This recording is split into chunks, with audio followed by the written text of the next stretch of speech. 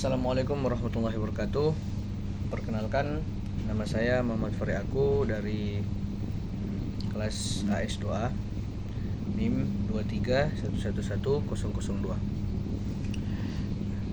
Tujuan saya membuat video ini untuk menjelaskan tentang kekuasaan kehakiman yang ditugaskan oleh Bapak Wira.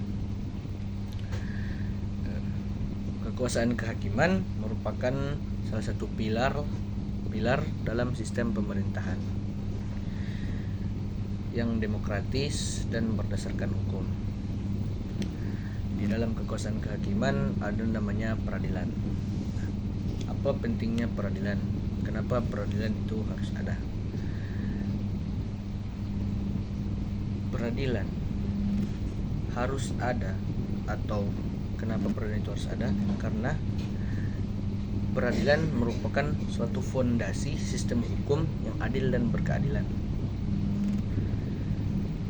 Karena dengan adanya peradilan, suatu konflik atau masalah di dalam sebuah negara itu bisa diselesaikan secara damai, dan hak-hak individu, hak masing-masing orang itu dilindungi oleh hukum melalui peradilan. Di Indonesia itu ada beberapa jenis peradilan. Yang pertama, peradilan umum. Peradilan umum merupakan peradilan yang mengatur atau menangani kasus yang tidak ada di dalam peradilan lainnya, seperti contohnya kasus pidana dan kasus perdata. Lanjut ke peradilan yang kedua, yaitu peradilan agama.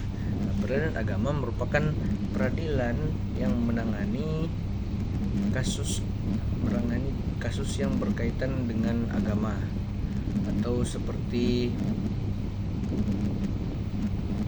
hukum keluarga atau kasus perceraian, kasus waris, dan kasus wakaf.